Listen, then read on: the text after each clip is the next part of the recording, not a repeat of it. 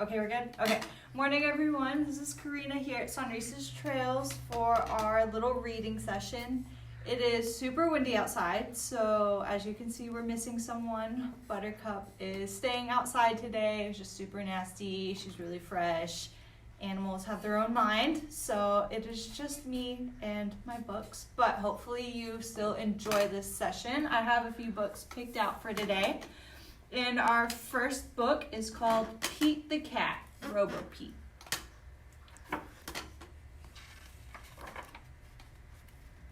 What a great sunny morning. Pete can't wait to play baseball with his friends. Do you want to play catch? Pete asked Larry. I can't, says Larry. I'm going to the library. Do you want to play catch? Pete asked Callie. I was about to go for a bike ride, says Callie. Do you want to play catch? Pete asked John. I can't right now, says John. I have to paint the fence. Pete wishes his friends would do what he wants to do. It's no fun playing catch all by himself. If only I knew another me, Pete thinks. And like that, Pete has a great idea. Pete builds a robot. He programs it to be just like him. Welcome to the world, Robo Pete. Pete says to the robot. You're my new best friend. We'll do everything together. And I want to play catch, says Pete. Great idea, says Robo Pete. Pete and Robo Pete play catch. Wow, says Pete, running after the ball. You sure can throw far. Robo Pete throws further and further as well. Time out, says Pete as he tries to catch his breath. Let's play something else. I want to play whatever you want to play, Robo Pete says proudly. How about we play hide and seek, says Pete. That'll be fun, says Robo Pete. Pete finds the best hiding place ever. He's sure Robo Pete will never find him. 10, 9, 8, 7, 6, 5, 4, 3, 2, 1, shouts Robo Pete. Ready or not, here I come. Gotcha, shouts Robo Pete, tagging Pete. Hey, how did you find me, says Pete. With my homing device, says Robo Pete. I can find anyone, anywhere. Okay, enough hide and seek, says Pete. Let's play some guitar. Pete teaches Robo Pete how to play a song he made up. You have to feel the music, Pete explains. Okay, says Robo Pete. To feel it, I need to play loud, explains Robo Pete. Pete tries to stop Robo Pete, but Robo Pete can't hear him over the noise.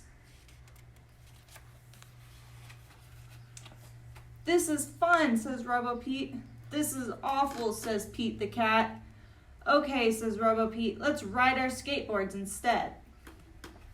Before Pete can answer, Robo Pete's feet transform into a motorized skateboard with super speedy wheels. Let's go, Robo Pete shouts. Wait, calls Pete. Pete chases after Robo Pete. He has no idea where Robo Pete is going. Robo Pete crashes into the sandbox at the playground. Are you okay? Pete asks his robot. I am a robot. I am indestructible, says Robo Pete. What is this strange place? Well, it's a playground, says Pete. He waves to his friends. This is Robo Pete, Pete says to Callie, Larry, and John. I made him myself. Cool, says Larry. We are going to help John finish painting, says Callie, and then we are going to go bike riding. I want to go on the slide, interrupts Robo Pete. Robo Pete, I want to help my friends paint the fence, Pete tells his robot. Paint the fence? That would be great, Robo Pete says. I am programmed to paint faster than anyone. Pete and his friends try to help, but Robo Pete paints too fast. So instead they ride bikes, and they read books. And after Robo Pete is done painting, they help him clean the brushes. Pete realizes that it doesn't matter what they do, just being with his friends is what makes it fun. The end. Toady says hi. Hi, Toady.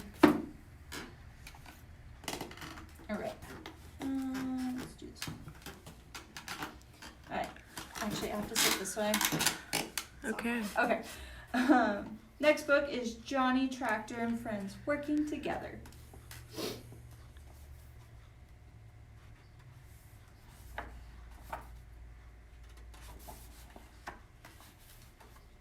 The equipment shed was full of chatter that night. The different machines couldn't stop talking about how hard it was raining.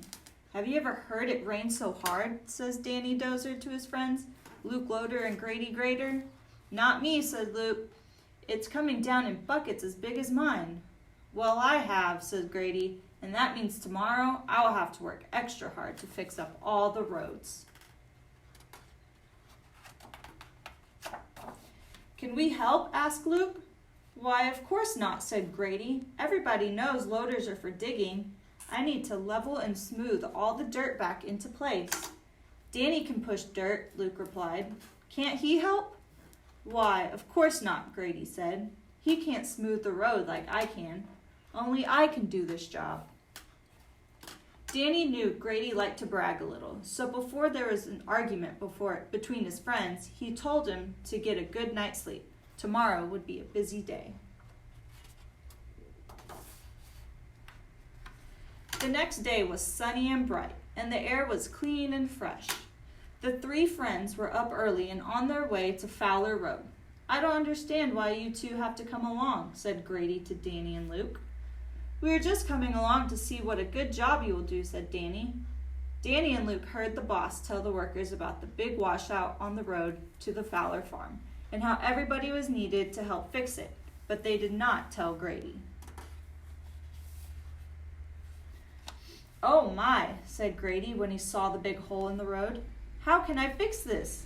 Danny and Luke watched as Grady looked at the road, knowing he could not fix it by himself. We can help, said Danny and Luke. Grady knew he needed help from his friends, but was afraid to ask after what he told them the night before. Don't worry, said Danny. We know this job is too big for just one of us. We will help you, said Luke. Grady was embarrassed, but was glad his friends were there to help him. Then they went to work. Luke Loader filled his big bucket with dirt and dumped it in the hole. Danny was busy pushing dirt to the hole and filling it in. They worked and worked until the hole was filled. Grady watched how hard his friends worked to help him. He was proud they were his friends. Finally, Grady was able to go to work and level and smooth the road, just like new. The three friends looked at each other after the job was done. Grady said, I will never brag again, and will always ask for help if I need it. Luke and Danny agreed. On the way back to the shed that sunny afternoon, Danny said to his friends, Isn't it a lot of fun working together? The end.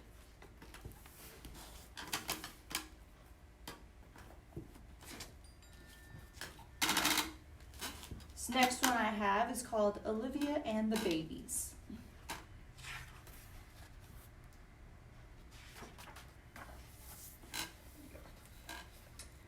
Olivia, Ian, baby William, and their mother had all gone to the market to shop for food. A woman approached the shopping cart. Coochie coochie coo, she said, tickling baby William under his chin. What an adorable little baby. Thank you, said Mother. Yes, he is. Aren't you handsome, said another shopper said to the baby. You should be in the movies. Yes, you should. He is a handsome one, replied Mother. I think I'll keep him. Pinto beans, garbanzo beans, beans that kids should never have to eat beans, Olivia mumbled. Mom, can we buy corn instead? Meanwhile, Ian was trying to decide which cereal to buy. This one is crunchy, but there's no toy, he said to himself. This one comes with free stick-on tattoos, but it has those gross little marshmallow things. And this one, yuck, it gets soggy. So which should I choose, Olivia? Look at those dimples, that smile, and oh, what a nose, said a grocery store worker. You must be a happy mother. I am, Mother answered. Thank you. Ahem. Mom, Olivia repeated, looking at the baby. Can we buy corn instead of beans? Olivia thought. Baby William really is cute. Olivia, which cereal? Ian repeated. I can't think about cereal right now, Ian, Olivia told her brother. I've decided. I'm going to be a mommy, and I've got a lot to do. Back home, Olivia's new baby kept her busy. Any letters for me, Mr. Mailman? She asked. Or for my baby, little Olivia? Oh my goodness, said the mailman. He's a cute one, he is. Yes, he is cute, Olivia agreed. I think I'll keep him. My, isn't he a vision of loveliness? Mrs. Hogmuller said admiringly as she passed by. Yes, he is, Olivia agreed again. She kissed little Olivia on the nose. Who's Mommy's pretty baby? She cooed. One baby is so much fun, Olivia thought. I wonder what it would be like to have two babies. What would Mommy's favorite babies like to do today? Asked Olivia. Oh, hi, Francine. I was so busy with little Olivia and little Olivia too that I didn't notice you there. They're such a handful. Oh, wow, they're so cute, gushed Francine. I think I'd like to be a mommy too. Meet Franny, my baby, said Francine. She's a little fussy today. Maybe she needs a nap, Olivia suggested. Maybe she's tired. It's not her nap time, Francine answered. Babies just act fussy sometimes. Hey, Olivia, shouted Francine. Make your babies behave. Your babies are causing trouble. Little Olivia, too. Get back in your carriage, Olivia said firmly. She turned to Francine. He's not misbehaving. He's just getting some exercise. Help, Francine shouted. Franny, come to Mommy. Olivia stayed calm. I'm sorry to say this, Francine, but I think it would be best if Franny didn't play with my babies today. Bye, Olivia, said Francine. Back home, Olivia had just put her babies down for a nap when Mother asked for her help. Olivia agreed to watch William while her mother was on the phone. As long as she could call him Little Olivia 3, William didn't seem to mind. Just when everything was peaceful, Ian came into the room and woke up all 3 babies. Now how am I going to take care of all my babies at the same time, Olivia thought. Then she had an idea.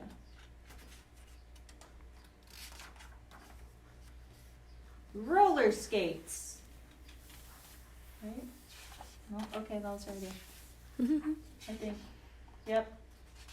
Does that seem like a good idea? Little Olivia 3 was in tears. Wee wee, called Olivia. Look at me, little Olivia 3. Little Olivia 3 stopped crying and started to giggle. Mommies can be so silly. That night, Olivia was really tired. I'm really proud of you, Olivia, said Mother.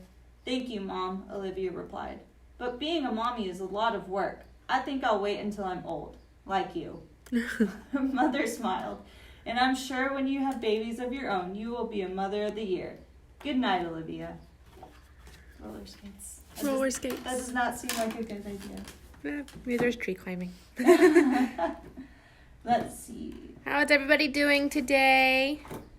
We miss seeing all our volunteers. I see a lot of y'all have hopped on.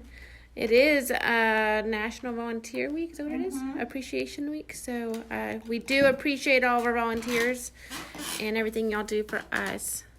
Even though you're not here. Even though you're not here. You're still in our hearts, absolutely. We miss every single one of y'all. All right. This last, probably the last one, is a classic. Snow White and the 7 Dwarfs. Once upon a time, there lived a beautiful young princess named Snow White. Her hair was as dark as night, her lips were as red as a rose, and her skin was as white as snow. Snow White was so lovely that her stepmother, the queen, was very jealous of her. So the queen dressed Snow White in rags and forced her to clean and scrub the castle. Each day, the queen asked her magic mirror, "Magic mirror on the wall, who is the fairest one of all?" And each day the mirror replied, "You are the fairest one of all." One day, while Snow White was working in the courtyard, a handsome prince suddenly appeared. Snow White was so shy that she ran back into the castle. The prince sang to her through an open window as she listened. Snow White realized that this was the prince of her dreams. That afternoon, the queen asked, "Magic mirror on the wall, who is the fairest one of all?" But this time, the mirror replied, "Snow White." In a rage, the queen summoned the royal huntsman. "Take Snow White into the forest and kill her," she commanded. The huntsman led Snow White deep into the forest, but Snow White was so sweet and lovely that he could not bring himself to harm her. "Run away," the huntsman told her. "Hide and never come back." Snow White raced through the dark woods. Her heart was pounding with fear. A cold wind nipped at her heels. Bloopers. Snow White's dress got caught on a twisted tree branch, and she tripped on a thick root and tumbled to the ground. Snow White lay there sobbing. When she dried her tears and looked up, a group of friendly animals stood all around her. The gentle creatures listened to Snow White's sad story, then quickly led her through the woods. Snow White followed her friends to a charming little cottage. "It's just like a doll's house," Snow White exclaimed. "I like it here." And since the door was open, she walked right in. Shouldn't do that. Don't walk into strangers' houses. Don't walk into strangers' houses. Inside the cozy cottage were a long wooden table and 7 tiny chairs. "There must be 7 children living here," said Snow White. "7 untidy children," she added, looking at the dust and the cobwebs all around her. Suddenly, Snow White had an idea. "If we clean the place up," she told her animal friends, "perhaps they'll let me stay." And so they all went to work, washing and wiping and cleaning the clutter. When the room was clean as could be, Snow White went off to explore the rest of the cottage. Upstairs, Snow White found a big room with 7 little beds. Each bed had a name carved on it: Doc, Happy, Sneezy, Dopey, Grumpy, Bashful, and Sleepy. What funny names for children, Snow White thought. Speaking of Sleepy, I'm very tired myself. So she lay down across 3 of the beds and quickly fell asleep. That night, the owners of the cottage returned. But they weren't 7 little children. They were the 7 dwarves. And when they saw their clean and tidy house, the dwarves immediately knew something was strange was going on. All 7 dwarves crept upstairs and found Snow White stretching and yawning under the sheets. They thought she was a monster. "Let's attack it while it's sleeping," Doc said. But just then Snow White popped her head out and said, "How do you do?" By the time Snow White had finished her sad story, all the dwarves wanted her to stay with them, except for Grumpy. "We'll protect you from the queen," they told Snow White. At the castle, the evil queen had learned from her magic mirror that Snow White was alive, so she decided to get rid of the girl once and for all. Calling upon her evil powers, the queen made a potion that would transform her into an ugly old hag. Then, using her book of magic, the evil queen created a poison apple. "One taste and Snow White's eyes will close forever," she cackled. There was only one cure for the queen's sleeping spell: love's first kiss. That same night, Snow White and the 7 dwarfs sang and danced into the wee hours. Before they went to sleep, Snow White told the dwarves a bedtime story, all about the handsome prince of her dreams. Early the next morning, Snow White made the dwarves apple pancakes. Then she gave each dwarf a kiss on the forehead as he left to work in the diamond mines. "Beware of strangers," the dwarfs warned. Then they marched off cheerfully singing, "Hi-ho, hi-ho, it's off to work we go." As Snow White began her chores, an ugly old woman suddenly appeared. She held a big red apple out to Snow White. "They're delicious, dearie," she said. Snow White's animal friends didn't like the old woman one bit, but kindly Snow White invited her inside anyway. "This is a magic wishing apple," the old woman said. "One bite and all your dreams will come true." Snow White, who knew a lot about dreams but little of evil, reached for the apple and took a bite, and her animal friends, who knew this was not a harmless old woman, raced off to find the 7 dwarfs. The dwarves arrived at the cottage just as the old hag was leaving. They chased her through the woods and up a rocky cliff. Higher and higher she climbed with the dwarves close behind. When she reached the top, a storm suddenly brewed. Lightning crashed down, sending the hag shrieking over the edge. The 7 dwarves found Snow White in a deep, deep sleep. They felt so sad that they made the beautiful princess a bed out of solid gold and vowed to watch over her forever. It wasn't long before the prince, who had been searching far and wide for the fair Snow White, rode up to the cottage. The prince knelt beside the sleeping Snow White. Then he leaned down and kissed her. Snow White's eyes fluttered open. She was alive. The 7 dwarves danced with joy. Then the prince lifted Snow White onto his white horse and they rode off together to live happily ever after, of course. The end. Life goals right there. Yes. Get almost murdered by a witch and then, live happily ever after. And then ride away on a white horse. Yes.